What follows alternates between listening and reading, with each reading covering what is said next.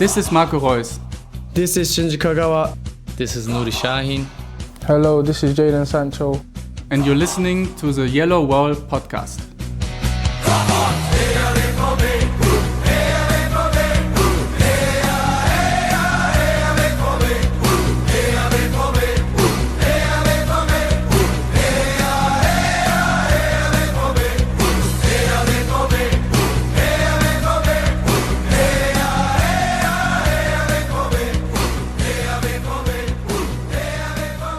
Hello and welcome to episode 424 of the Yellowwallpod. I'm your host Stefan Butzko, and today we will talk about a shambolic performance against Werder Bremen and about Werder Bremen's return to the Bundesliga in general, and we will preview Saturday's match against Hertha BSC. And for all that and more joins me Niklas Wildhagen, who you should know from Talkingfussball, the longest running English language podcast dedicated to the Bundesliga.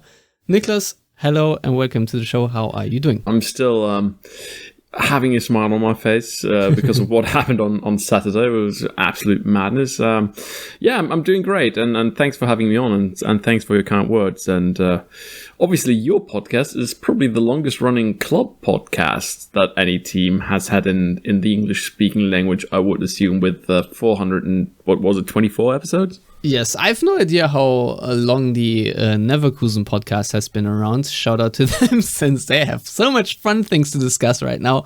I'm sure of it. So, for everyone who doesn't know, Nick, you, of course, are a Werder Bremen fan from Stavanger. Is this how you pronounce it? Stavanger, yes. Stavanger, Norway.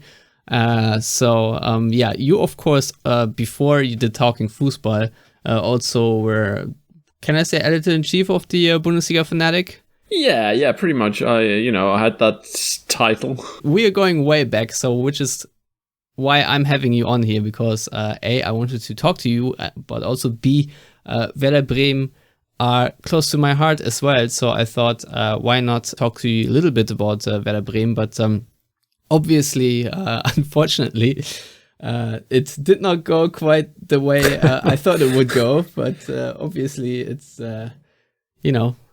you're happy, so at least we've got that going for us, which is nice. So we have at least one happy person on this show today.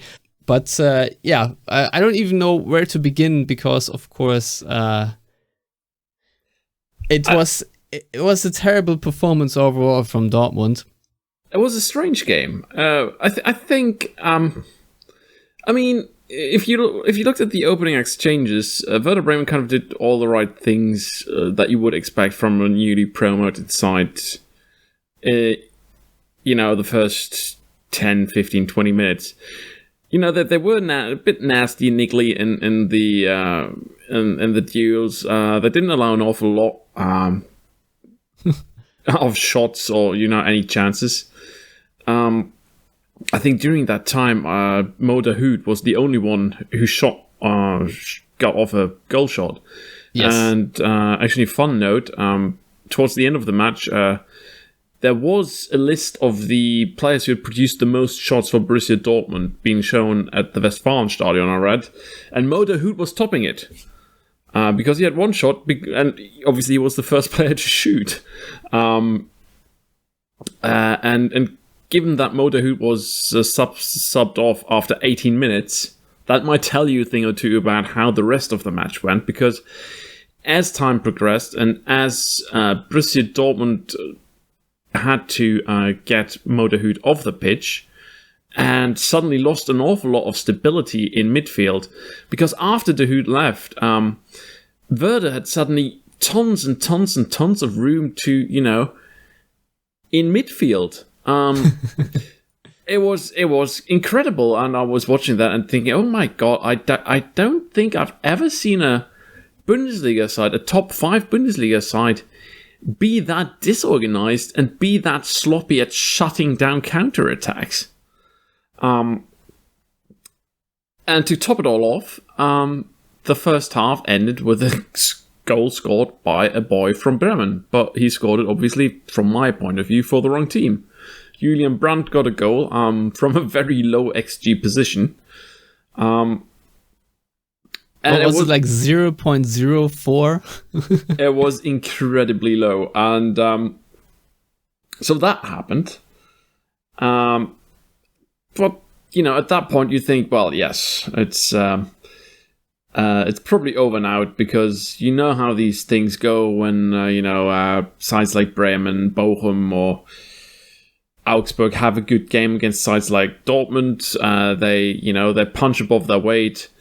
Dortmund or Bayern or whatever other top 5 sides you might think of get a goal, and that sort of puts the underdog into that place, and then it's only one way from here on out. But what surprised me was that Bremen got out of the dressing room and was the better side for the next 20 minutes as well in the second half. Could have scored from a couple of really good chances. Yeah, I think most prominently that free kick that Kobel saved into the near corner, maybe. That definitely. I don't even remember most of Bremen's chances, but if you want to just fill me in here. Dux actually had a sort of half volley in the second half. Well, it wasn't necessarily that the chances were all that great, but there were just more shots basically, because what Dortmund produced was probably even worse. And what was funny though is that Dortmund seemingly had a better grip of the game from the 17th minute and onwards, and then they got the second goal in the 77th minute, and at that point you think, well, it's over. This is done. I most certainly thought, okay, it wasn't a great game, but Dortmund have it in the bag. Yeah, scoring 2 goals from 0.1 XG? Yeah, pretty much. Yeah.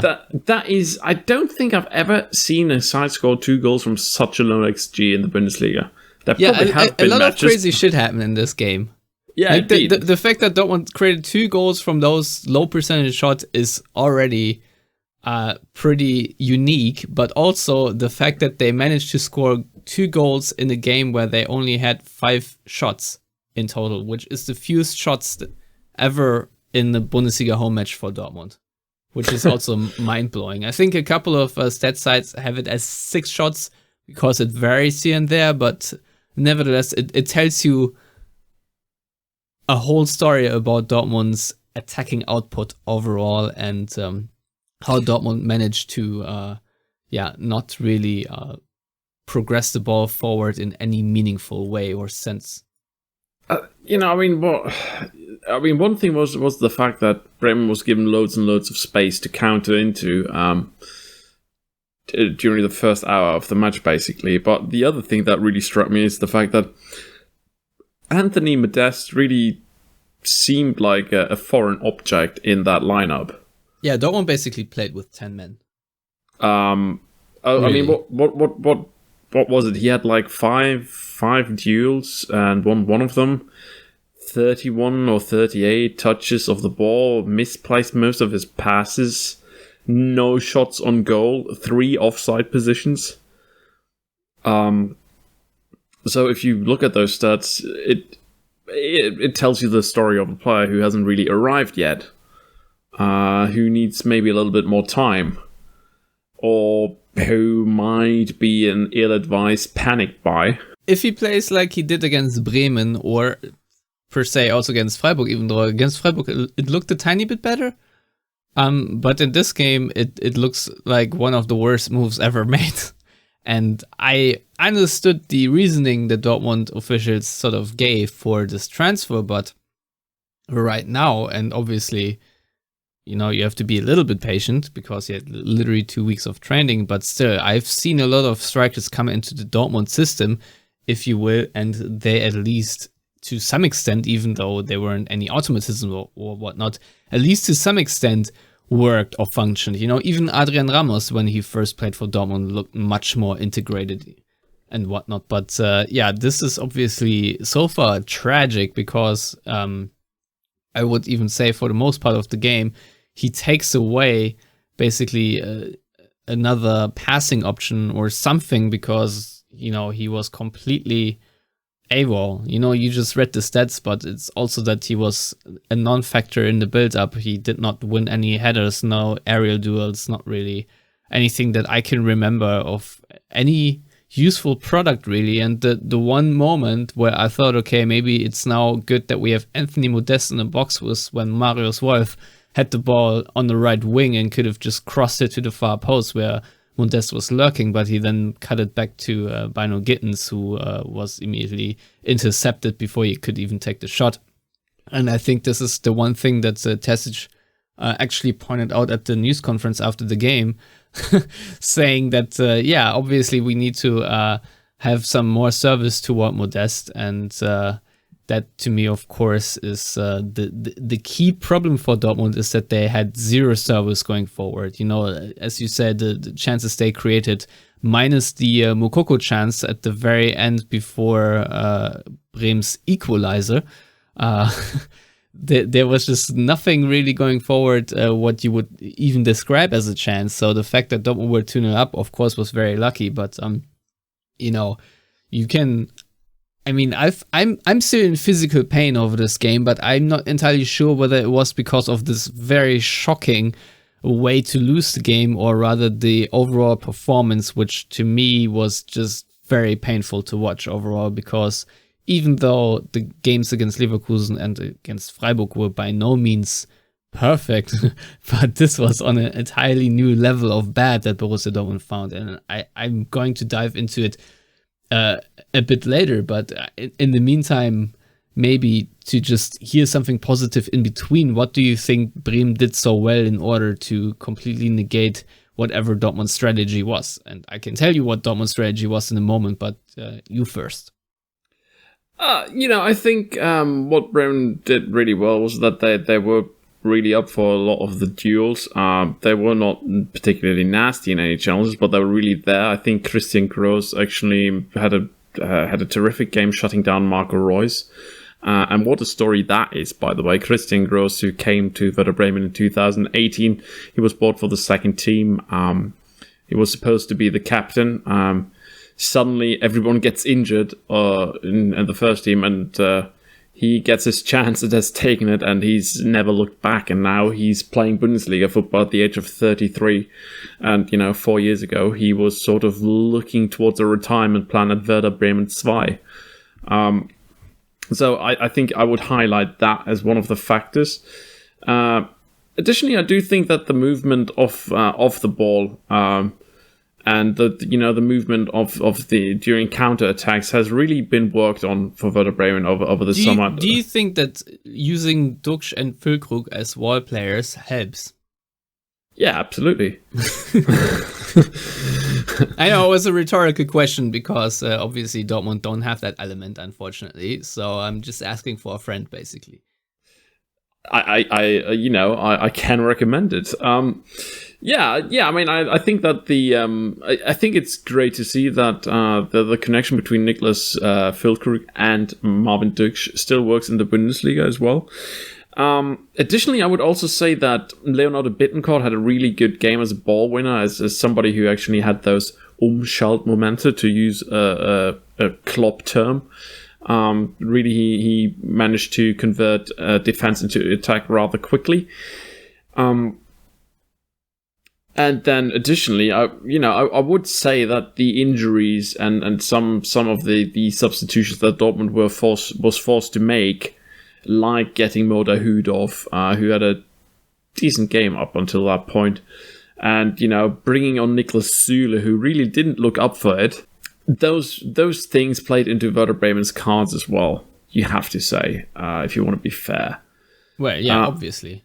So, all things considered, I think it was a combination of many things. I think it was great planning, a great preparation by Ole Werner and his coaching staff. And additionally, you had those substitutions that Dortmund was forced to make. You have the fact that Anthony Modest seems like a foreign object. You have the fact that both Bynoe-Gittens and Michael Royce really didn't happen because they were actually taken care of by the Bremen defenders rather well. And on top of that, you have to say that Ole Werner must be either the manager with the best crystal ball of them all, or slightly fortunate man, given that all 3 goals that came after the 89th minute were actually scored by substitutes. That's a copy and paste job because Edin Terzic just did that the week before. So maybe he just stole Edin Terzic's crystal ball during halftime or something. Yeah. I mean, it works. Yeah, apparently. It does. Yeah, so I mean, so some of the stories of those goals are actually great, because the first goal, Lee Buchanan, he really had to wait a long time before he could join Werder Bremen, because there was a lot of back and forth, because Derby thought they had triggered a clause that would extend his contract, and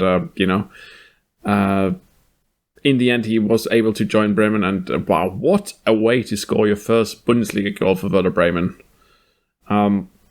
First Englishman at Werder Bremen since Dave Watson, I think. And Dave Watson didn't have a particularly good time at Werder Bremen.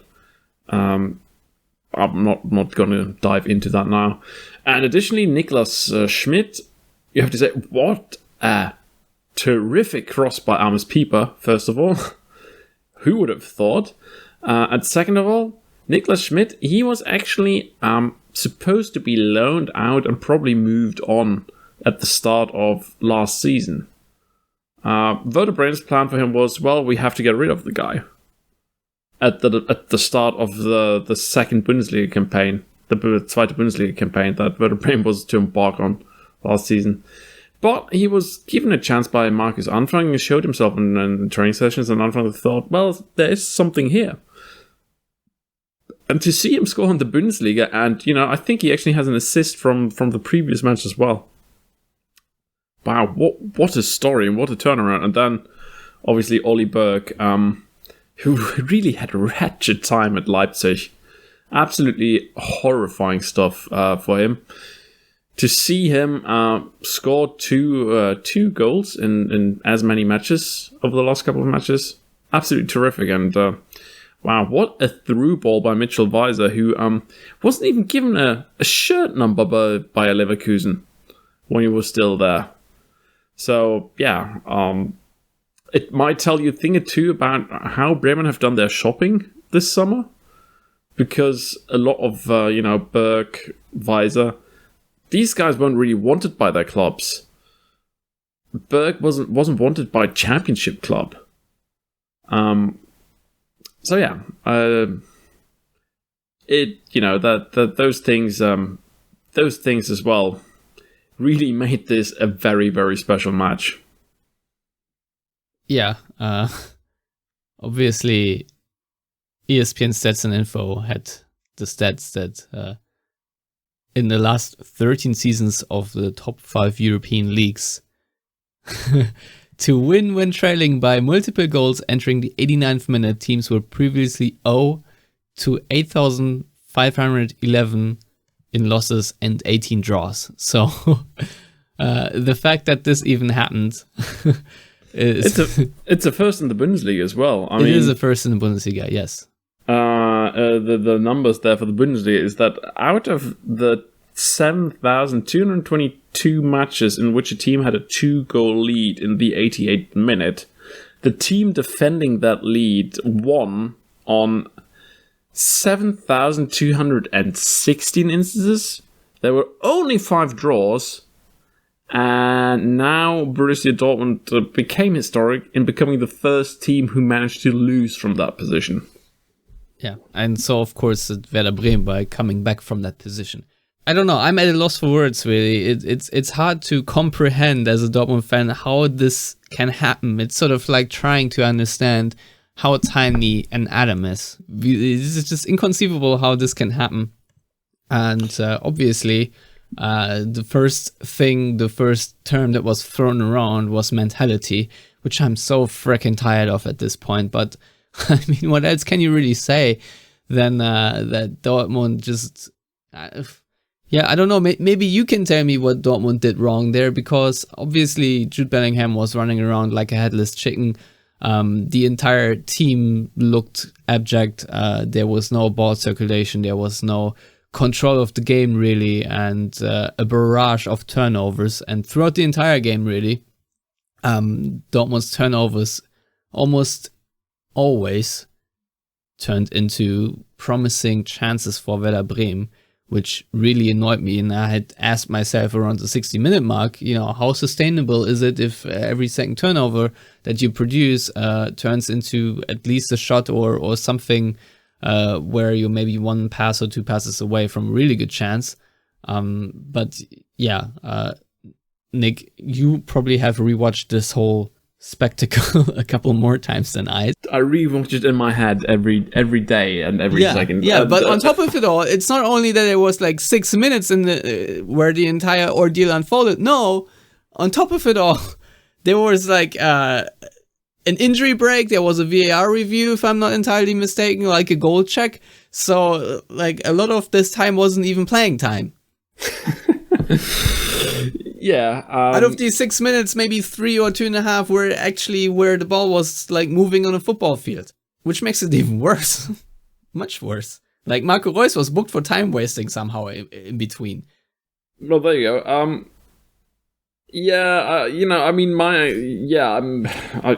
I don't have any good explanation because you would think that a team it's a freak variance thing, obviously. I think this sort of thing we are probably not going to experience happening again anytime soon. Additionally, you would have thought that a team like Dortmund, despite there being some youngsters in this side like Jude Bellingham and a couple others, you would have thought that they were experienced enough and knew enough about football to say that, okay, we just conceded the 2-1 goal. Now, let's move a few players further back. Let's stabilize the defense. Well, they actually did that. Terzic moved on to back 3 after the, back 5 after the 2-1. They actually did change systems, but it just still didn't help. Even though it worked well against Leverkusen, when then Dortmund switched to a back 3 for the final 10 minutes. And then they had a good ball circulation and Leverkusen had 0 attacks, but not so this time. Yeah, I think that when you look at that cross from Amos Pieper, I think he's fairly undisturbed. I think that he is entirely undisturbed. I think that Niklas Schmidt, nobody picked him up. There was Emre Can who supposedly should have picked him up, but of course he's Emre Can, so he's entirely useless. Well, I don't know if he's useless, but as a footballer, I don't particularly have enjoyed him over the last couple of years. I'm not talking about the person Emre Can. He is, as a person, I'm sure he's okay, but as a football player, and obviously it's the frustration speaking out of me here, but the moment you said when Dahoud had to come off with yet another weird shoulder injury where it just sort of popped out and they could not, with Schlotterbeck against Leverkusen, just pop it back in again, and 2 minutes later he was back on the field.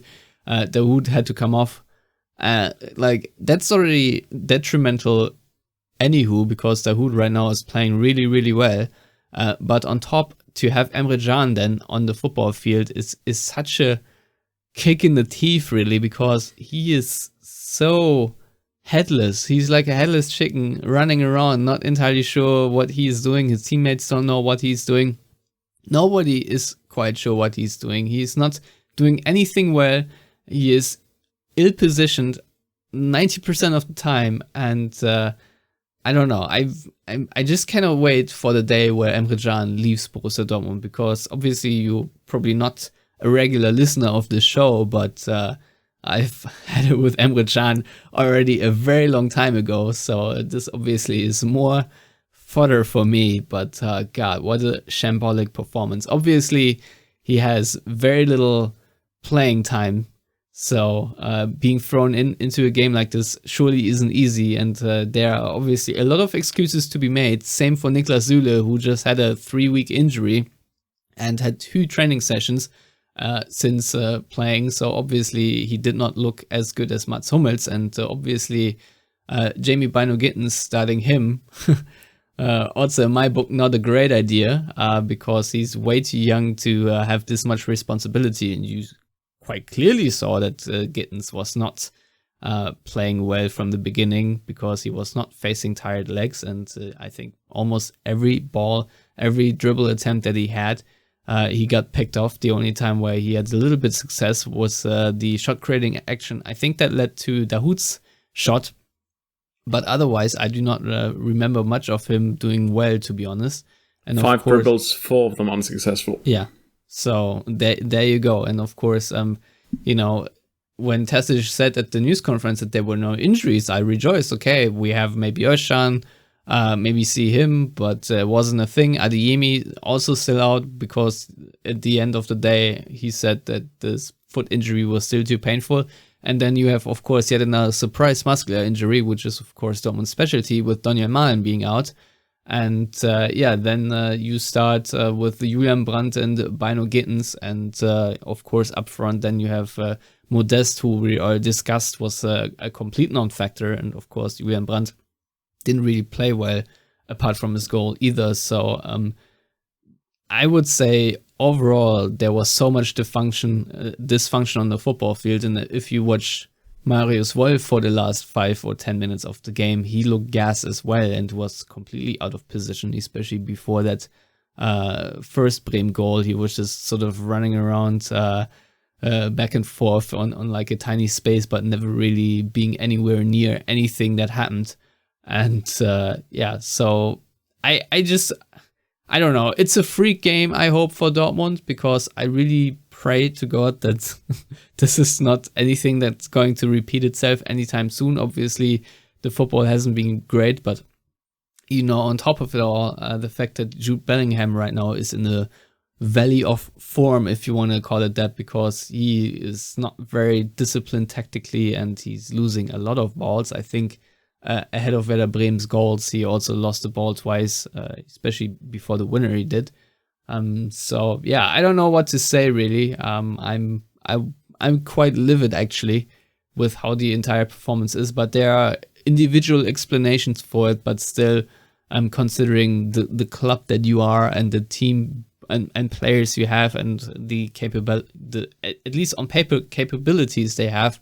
This is still very vexing. Especially at home, must be. I mean, you know, a couple of years ago, Werder Bremen bet Borussia Dortmund in the Cup 2-1. Leonardo Bittencourt with a long-range strike, I seem to remember. And Bremen had a couple of really almost lucky wins, I would say, against Dortmund, where they had a couple of Sonntagsschüsse, as we say in Germany, pretty much like Dortmund did it to Bremen this time. Yeah, they pretty much had a couple of screamers. And you know, the matches between Borussia Dortmund and Werder Bremen have sort of been strange in terms of results. It had, you know, this matchup has produced some strange results over the last few years. But this time around, despite things happening in the fashion that they did, you know, you could make a reasonable argument saying that the better team eventually won the match. Yeah, no. I mean, Terzic said himself, it was a deserved win. And that to me is actually worse than the epic collapse in the end, is that Werder Bremen over the entire 90 minutes for me was thoroughly the better team. Not just a little bit here and there. To me, they were dominating midfield, and whatever Dortmund's strategy was, which was trying to counterattack Werder Bremen, in which I don't quite understand. I mean, it's a Dortmund game at home against a promoted side, even though maybe Werder Bremen isn't the typical promoted team, whatever that means. But more importantly, in terms of approach to this game, I'm just very disappointed on the entire tactic from Terzic. I'll be honest. Trying to sit a little bit deeper and then have turnovers and turn them into counterattacking chances maybe works against teams of a different caliber with a different tactical approach, but I wouldn't say it works necessarily against Werder Bremen. And the fact that Werder Bremen were playing so much on the front foot, I feel like that Dortmund almost played sort of into Werder Bremen's tactical approach and into their hands. And that's just very annoying to me. Especially given the fact that Werder Bremen's tactics are well known and, there are variations from match to match. And Ole Werner is a guy who tweaks his teams from week to week. But, the general way of playing football is rather well known. The way Werder Bremen went into this match probably didn't come as a surprise. Shouldn't have come as a surprise to the Borussia Dortmund bench. So, tactically speaking, yes. But, I mean, as you mentioned, there are many circumstances with the way the lineup looked or had to look choices that Terzic had to make in terms of the players he was feeling. And, maybe putting out a team that wasn't as well-oiled, that it wasn't a well-oiled machine. That played into Werder Bremen's hands for sure, and I think it's probably just going to be a blip for Dortmund. I don't know. I mean, the problem is well-oiled machine, or as I like to call it, the lack of optimism. I think is going to be around for Dortmund quite for many more weeks, because look at Modesta. I don't think he's going to turn into the striker that Dortmund really need just within the next week or two. I think.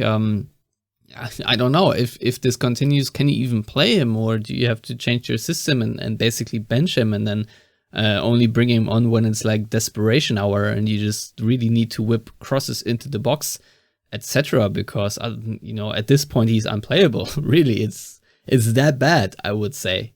So nobody in the Westfalenstadion is singing "Wo ist immer Schützenfest, Anthony Modeste"? No, not quite yet. But also the fact that Charlie Ocean hasn't still featured for Dortmund. Gio Reyna just when he came on in the how many minute was it? Was it the 70th or so? Yeah, around that point. Yeah, it was his first minutes since April, and for that I thought he did okay-ish. Marius Wolf just for the first time in a very long time started as a right back. Replacing Thomas Meunier, and obviously there's a whole kerfuffle we can also talk about, where he apparently, according to Bild, said that all he wants to do is leave, and then when those reports were quoted by Spox, I think he on Instagram said this is basically just propaganda, so saying this is bullshit, but nevertheless, there are reports of a falling out between him and Terzic, and it doesn't seem too abstract to me that something like that could happen, because, of course, in his first stint under Terzic, Meunier already was not really in Terzic's favor, where Mouret and Piszczek really played most minutes. And, obviously the Mats Hummels injury didn't quite help either, because Hummels, until that point, is in splendid form, and to continue on my thought on why it might be a struggle for Dortmund going forward, we do not know, even though there are reports that Schlotterbeck is fine after he rolled his ankle, but whether he really is, I think we will find out on Saturday against Hertha. I don't know how long Hummels will be out, so if you then have only the theoretic centre-backs that are then healthy are Akanji and Süle, then you are obviously screwed already. Bellingham right now, not really in the form you need him to be. And of course, Daniel Malen is also going to be out for a bit longer. And Adeyemi now, of course, has been out for basically 3 weeks, not playing anything. So even though he looked sort of good in Dortmund's attack, and Dortmund's attack overall looked much better with him than without him, there are just so many moving parts right now that I have not really the conviction to say that Dortmund will fix their issues anytime soon. I would say maybe, with the start of the Rückrunde, Dortmund might look more like the team that they wanted to build. But, especially with the sad diagnosis that Sebastian Aller suffered, if you can say that, I'm not entirely sure how the whole complex is going to sort itself out. So in that regard, congrats to Werder Bremen. Good timing, I guess, playing Dortmund right now. But at the same time, I'm not too optimistic for the next months, especially since September is going to have so many games for Dortmund. They will play twice a week, and going at the rates their players get injured, I'm already not looking forward to how this is going to pan out, because if Daniel Malen already picks up an injury without playing any heavy minutes or any heavy load, and against Freiburg you could facetiously even say that he wasn't really running around a lot anyway, then good luck is what I'm saying. Good luck. Any good players in the under 15s that you might be able to use 2 or 3 weeks from now? Not quite yet. But I mean, if we look ahead for Borussia Dortmund, yes, there are many tough matches coming up. I mean, Borussia Dortmund play against Leipzig, they play against Bayern, they play against Union Berlin. All of that is to happen before match day 10. Mm-hmm. But on a brighter note, they're actually meeting Hertha Berlin next weekend. Lars probably jinxed Dortmund on the last episode because he said that this wouldn't be a trap game, and as soon you say trap game on the Yellowwallpod, in good tradition, Borussia Dortmund lose. But the Hertha game most certainly is a trap game because Dortmund playing in Berlin usually never looks good. The last time they played there was also an unmitigated disaster, maybe one of the worst games I can remember. One of the few wins on the Taifun Court, yes. Yes, exactly.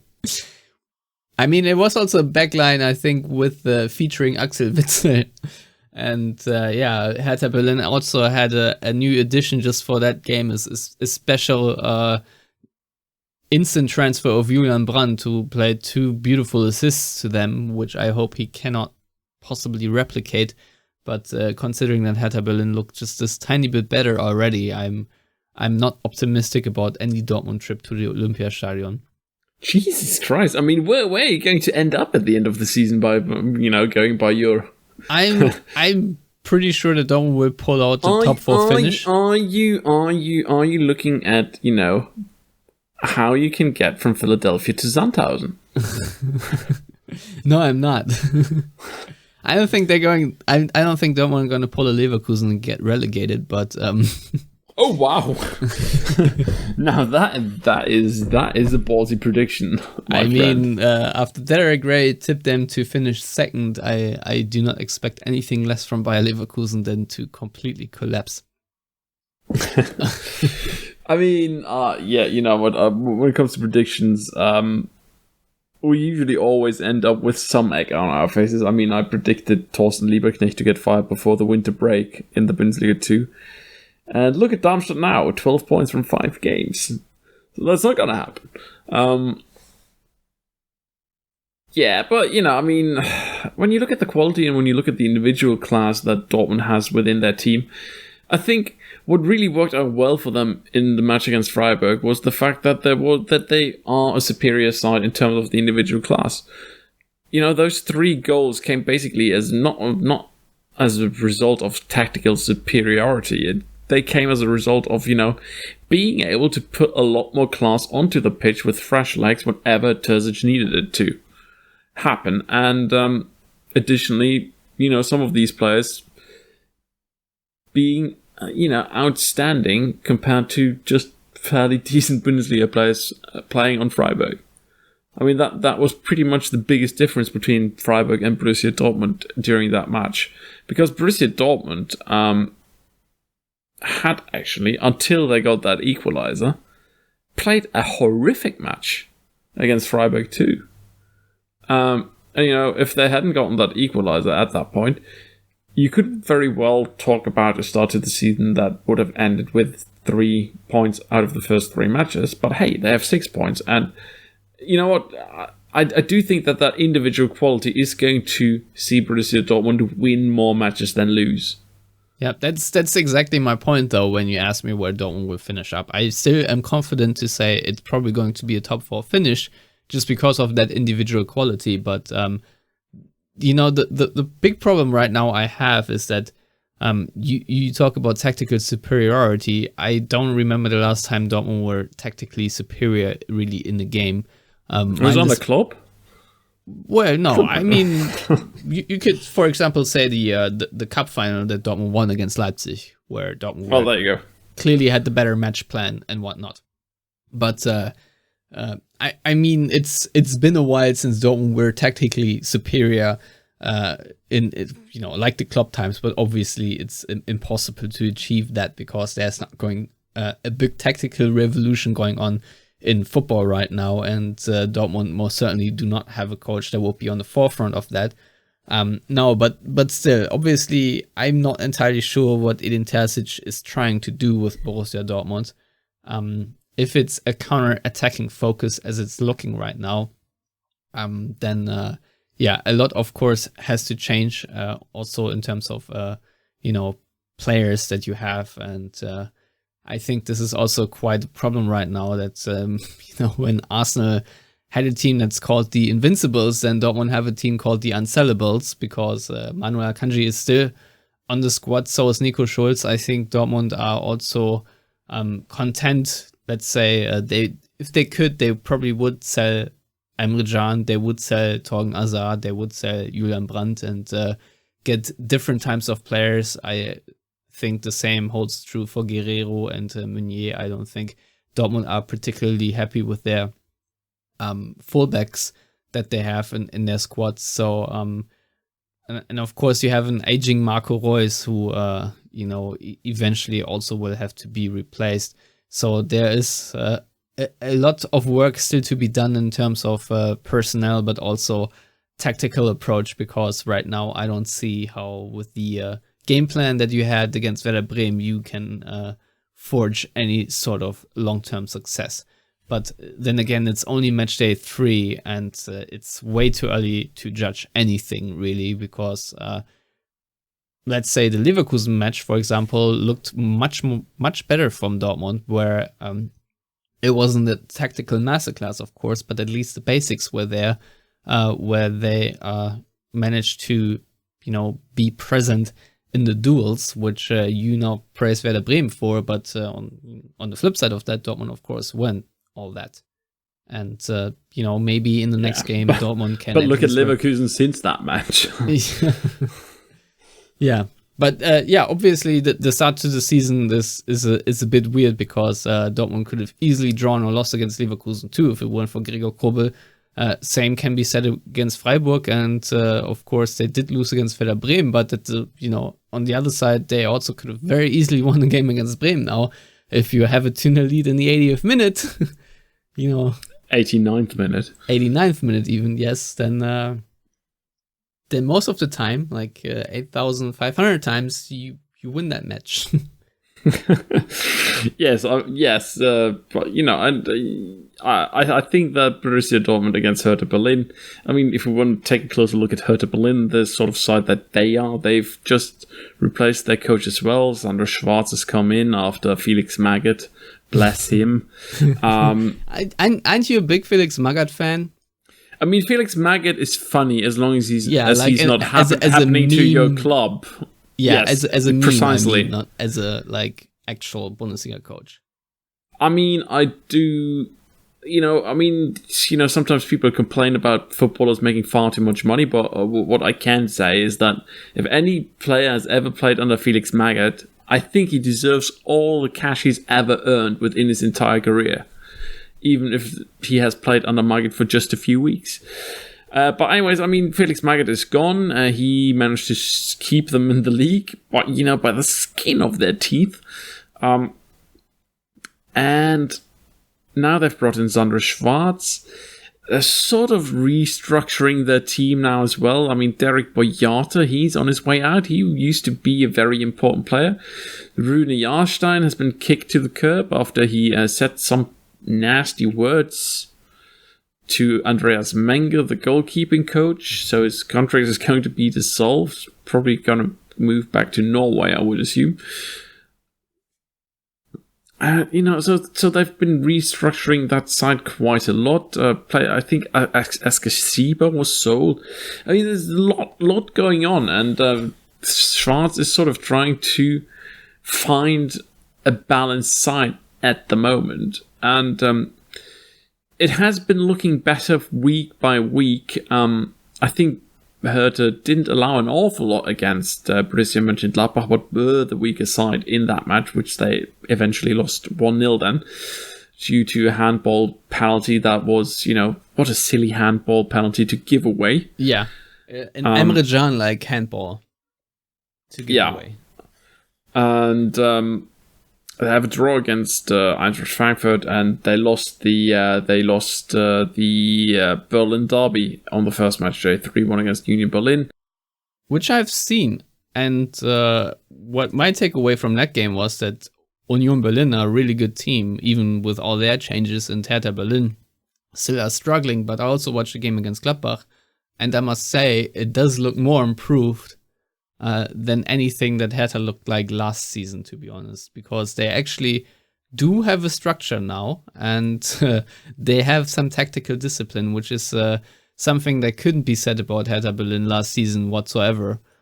It's still very far away from being a really good team, but that being said, as I mentioned earlier, Hertha Berlin has managed to beat Dortmund as a worse side before, so I personally am dreading this matchup. Hertha Berlin are not a newly promoted side, so statistically speaking, Dortmund should be fine. Well, funny that you should mention that, because of course you also do follow Tobias Escher, right?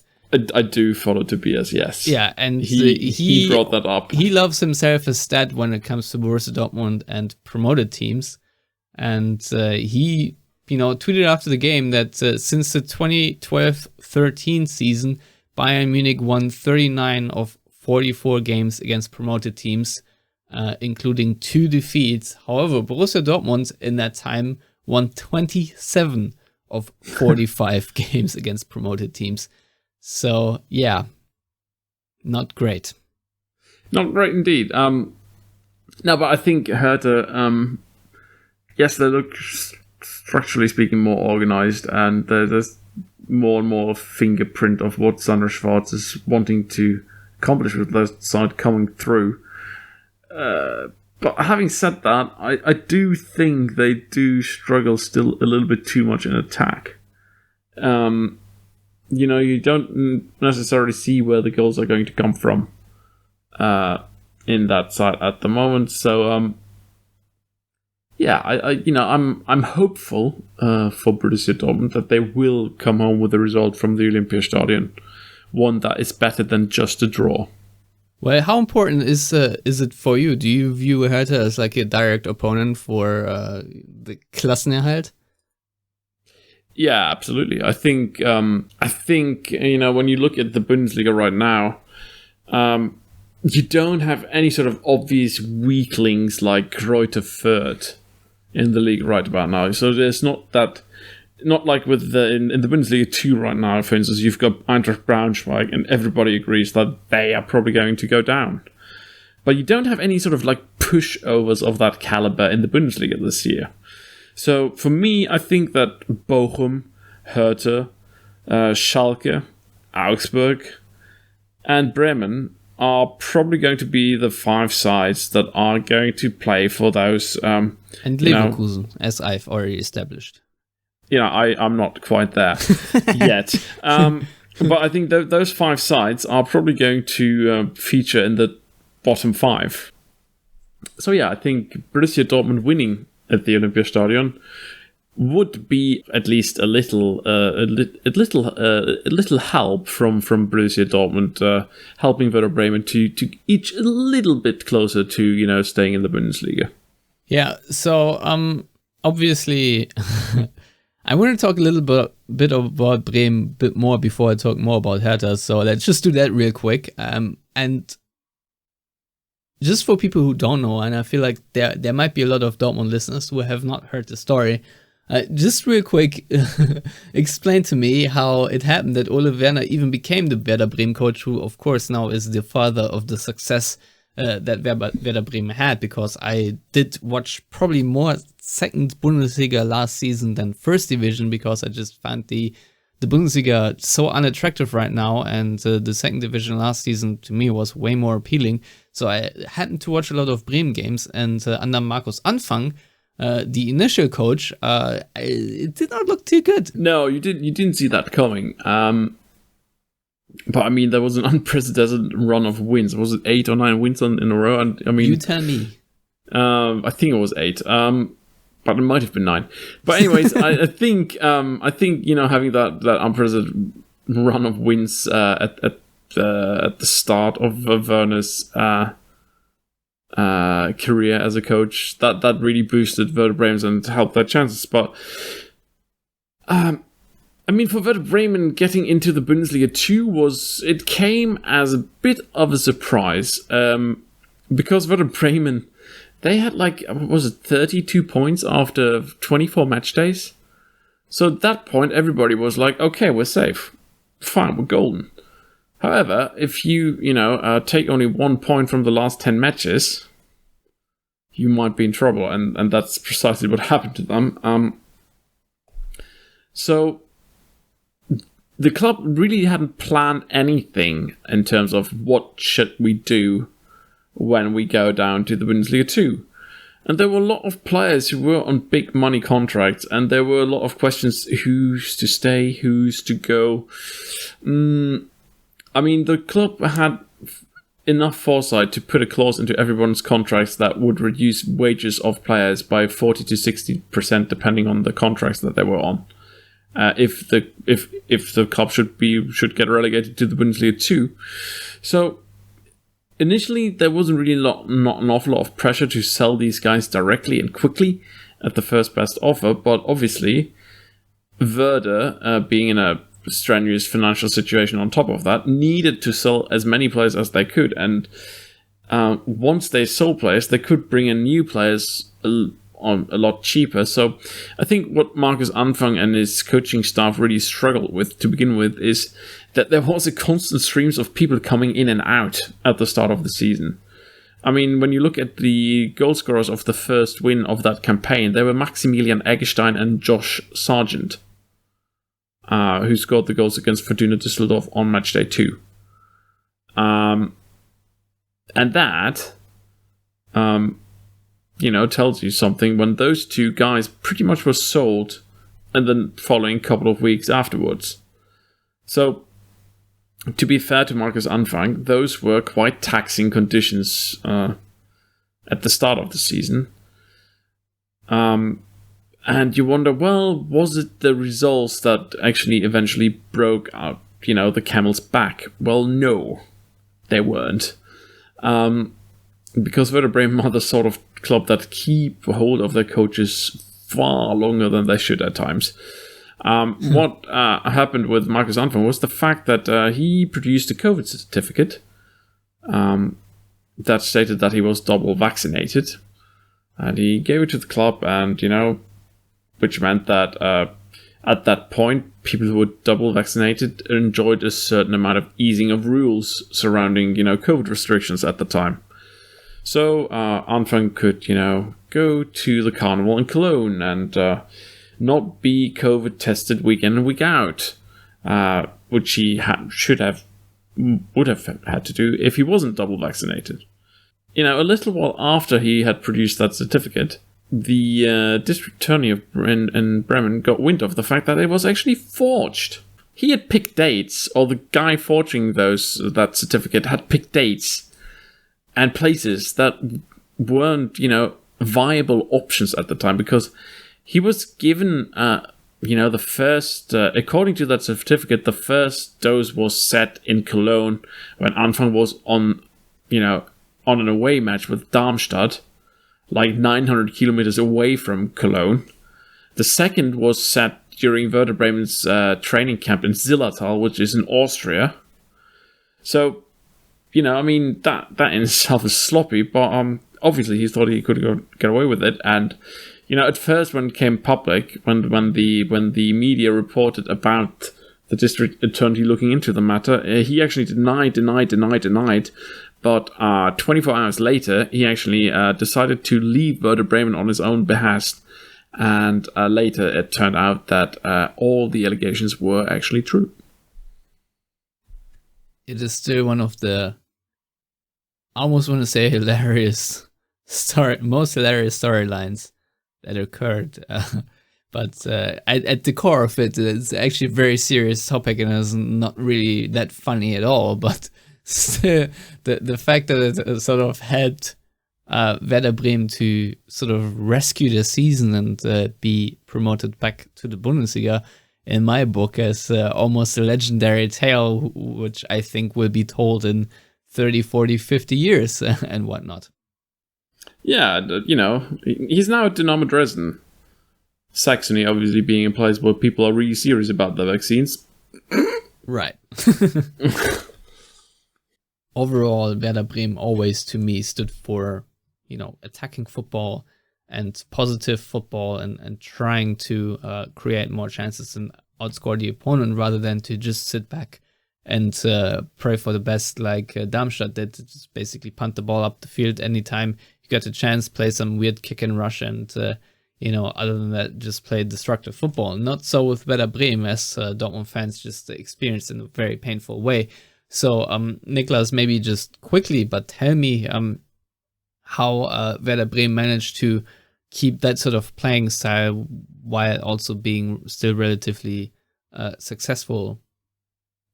First of all, are you knocking Dirk Schuster ball? Yes, I am. Damn you. Well, I think the way Werder Bremen have managed to sort of keep this sort of thing up in the Bundesliga is actually through good scouting. I've been criticizing the scouting that has been done at the club over the last few years, pre-COVID. I think that it was a big mistake to think that Max Kruse just could leave and you could replace him from within the club. It was a big mistake to keep hold of so many old players and not really bring on anyone in particular who helped the team at the time. And that transfer policy, I think, was partly responsible for Werder Bremen ultimately getting relegated.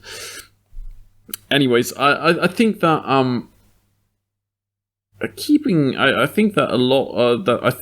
keeping hold of a lot of players from the Bundesliga 2 campaign who previously played in the Bundesliga under Florian Kohfeldt was a good thing. I think the team mentality has grown.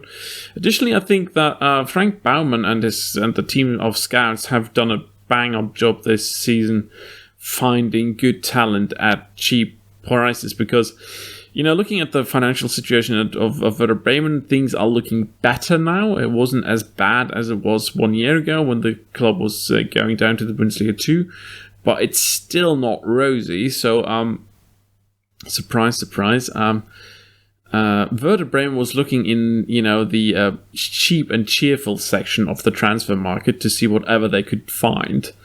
Ollie Berg, basically free transfer, a gamble.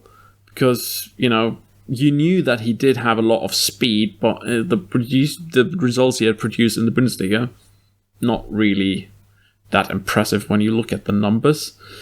Jens Starke, a great player in Denmark, but that also is always a gamble because obviously it's, the Danish league and the Bundesliga, two completely different beasts.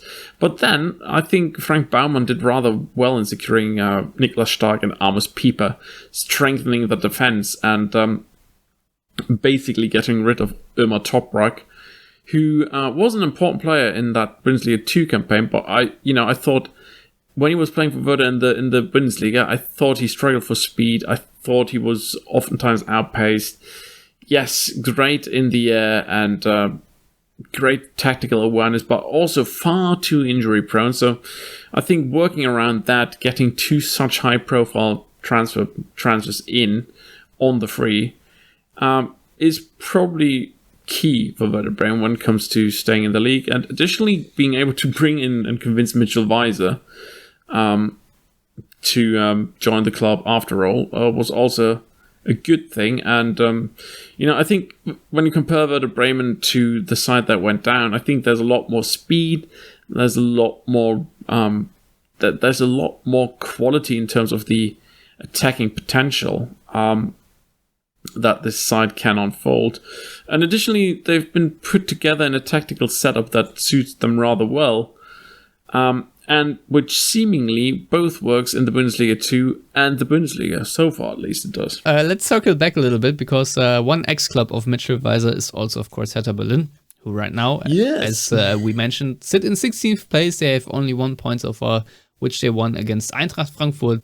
I would say that they have slightly improved since they have switched coaches, and Sandro Schwarz, of course, is with the Mainz past someone who I think always manages to at least play a well-organized team that is gritty. Let's put it this way. I do not expect any, breathtaking attacking football from a Sandro Schwarz team, but I at least expect a solid sort of never say die mentality, if you will. I don't know if you can fully implement that at Hertha BSC, but For what it's worth, I think their best two players right now are Suat Serdar in midfield, who against Gladbach actually looked quite impressive, had a lot of dribbles that went quite well for him, a lot of playmaking from him that looked quite well, and Dodi Lukebakio, of course, always a threat against Dortmund somehow. Usually the problem with Lukebakio is that he's quite an okay, if not brilliant player, except he's a striker and he's just so awful at finishing that I sometimes do wonder how it happens that he still gets played as a center forward. But yeah, that's what he. I mean, he if does. Davy Selke is one of your backup options, there's your answer. Exactly. But yeah, that just goes to show how poorly composed this Hertha squad is. And you've already mentioned, their goalkeeper situation right now. Oliver Christensen is in their goal. And I must say, I'm not impressed. I mean, Rune Jahrstein, I'm also not impressed. I cannot remember the last time that Hertha Berlin really had a great goalkeeper where I'm fully convinced that he's maybe Gabor Kirai. But that's a very long time if you ago. weren't convinced by the goalkeeping skills, you probably were in love with his, tracksuit pants. But with Hertha, yes, Oliver Christensen, decent keeper, but not terrific. Defense looks decent, again, not terrific. They have to replace Uremovic, said his name, Filip Uremovic, because he did get sent off. Uremovic, yeah, he got 2 yellow cards. Yes, one for actually going into the penalty box under that first penalty and, shout a message at the penalty kick taker. And then, the second for a handball, which, if you don't do the first thing, you don't get the red card. Yeah. Must be very vexing if you're a Hertha fan, but then again, I don't care. If you look at Hamburg and how they're getting red cards in the Bundesliga too, it's nothing compared to that, really. That's true. Yeah, but I mean, all in all, if you look at all parts of that Hertha basis, I think, as you said, it's an uneven squad, and really, the squad planning has been beggars believe, because I mean, last season, by the point last season, up until that point, Hertha BSC had been, I think, 250 million euros in the reds in terms of the transfer spending they were having, since last Windhorst came in with all his millions. And they ended up with Felix Magath as their coach and Davy Selke as their main striker. Yeah. I mean, spending 250 million euros and ending up with that combo, something must have gone terribly wrong. And, I'm sometimes a bit of a habit to make Davy Selke jokes, because I think he's not a particularly fantastic, great player, but by all means, he's decent at Bundesliga level, nothing more, nothing less. But yeah, I mean, if you end up with that combo, it just speaks to the fact that there have been so many cooks trying to, implement and no vision whatsoever. And that shows on the pitch, because what you get in terms of performances and what you get of playing types, nothing seems to match. And, any coach who came at Hertha last season really didn't know what to do with Suat Serdar at all. I mean, he was playing all around the pitch besides his best positions. I mean, the only position that he didn't play where he isn't particularly good was goalkeeper. So yeah, I mean, Hertha has been a mess, and Sandro Schwarz has somehow tidied that up a little bit. But, it's going to be a very, very long season for them. And knowing the club, if they're not going to get results very soon, Sandro Schwarz might actually be on his way out again. Because, when you spend that sort of money that they have spent over the years, you do expect a little bit more than just that 1 point from 3 matches. What always strikes me is that in theory they have also good players. I mean, Touzard, for example, is a number 6 that I really rate. I think he, on paper at least, is a really good ball winner. But, it's not quite working out for him the way it should. Obviously, I don't think their fullbacks, Jonjo Kenny and Mittelstädt, are particularly good. Mark-Oliver Kempf as a centre-back Also not my entire favorite. Sunic, okay. I don't know. Also not a great player, but Seda and Sousa, I think you at least have a strong midfield.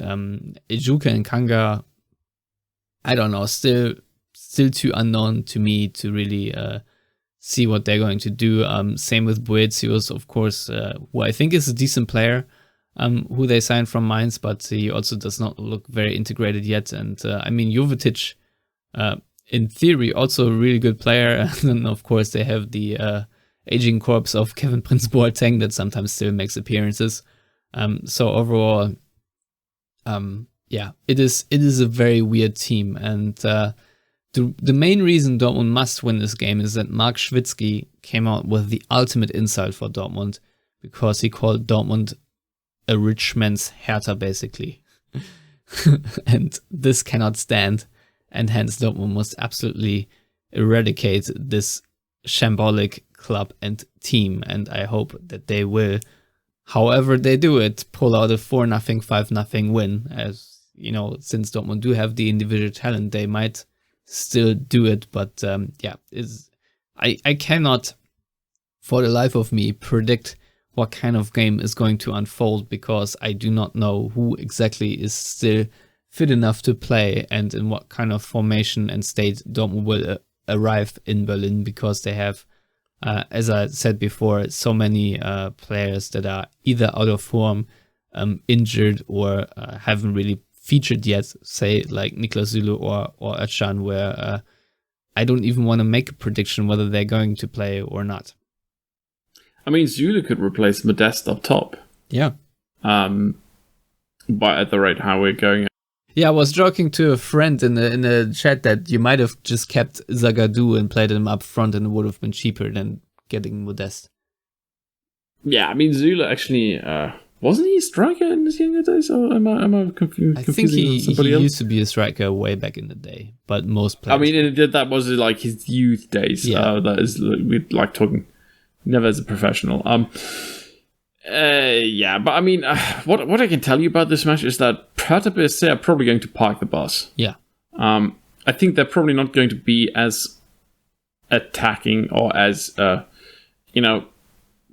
happy to press as Werder Bremen was against Borussia Dortmund.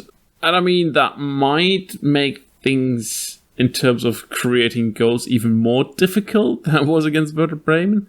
But on the other hand, I think Dortmund actually, because Dortmund have such a poor build-up right now and such a poor structure when it comes to their positional play and their possession play, is that they are actually a bit more comfortable against teams that sit really deep, because that way Dortmund can at least play the ball around their own ranks without too much pressure in their face, and thus sort of creep closer to goal.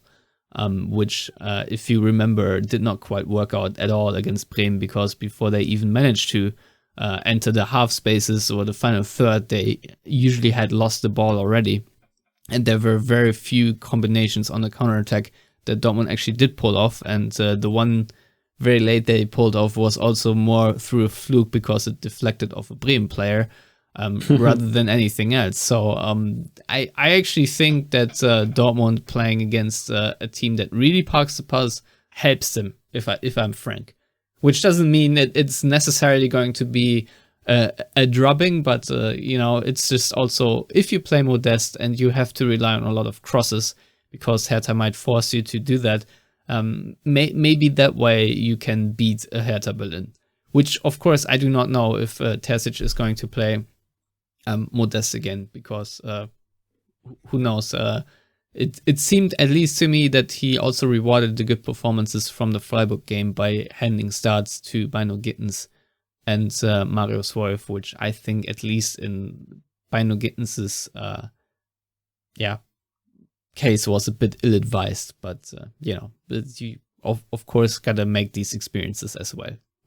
Terzic is still a relatively unexperienced coach, and Bynoe-Gittens is, of course, a player for the future that can already change things in the present, but isn't quite on the level yet. You live and learn. Yeah. I was going to say that with Hertha parking the bus, it at least means that Borussia Dortmund probably are not going to be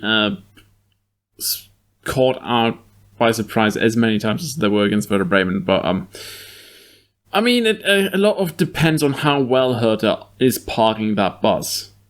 How many chances they are going to allow Borussia Dortmund to create. And, having watched Hertha, I would believe that they at least somehow give away a few chances. And that in itself should be enough for a team with Borussia Dortmund's quality to score the decisive goals. So yeah, I mean, if I was a betting man, I know where I would put my money. I would love that. So yeah, Nick, I think we can knock it on the head here. I'm sure there are more Dortmund things and Bremen things to discuss, but I don't want to use up too much of your time. So we're almost. It's getting kind of late here. Yeah, yes. it is. So thank you so much for coming on and lending your expertise and of course shining a bit more of a light on Werder Bremen. But as much as I would love to plug all your Talking Fussball work, I assume you are better at it yourself. So I would just say feel free to plug anything and everything that you want to plug. And with that, we shall end the Yellowwallpod for this week. Well, thanks, Stefan. Thanks for having me on. Oh, truly a pleasure. Lovely to be back. It's been a long while.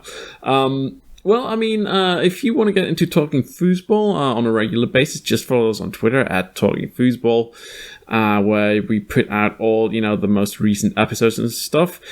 And since this is a B4B podcast, I think a lot of you guys, if you haven't heard about Talking Fussball so far, are going to be interested to learn that we actually did a tiny mini-series this summer about Borussia Dortmund and its history from the 90s and onwards until the end of the club era.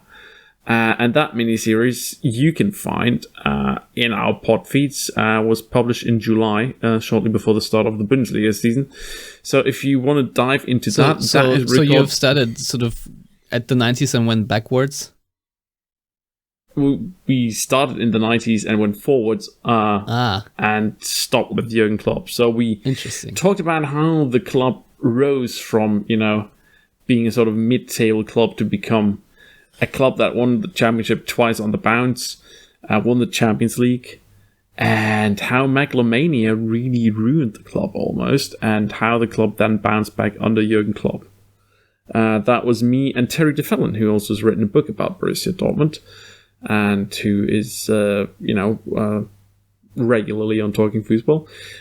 So that might be of interest to you. And if you want to know about all my other projects, and I'm not going to bore you with all of them, just follow me on Twitter at NormMusings. Yeah, an account I can of course recommend. And you should absolutely buy Terry's book, which you can buy at ockleybooks.co.uk.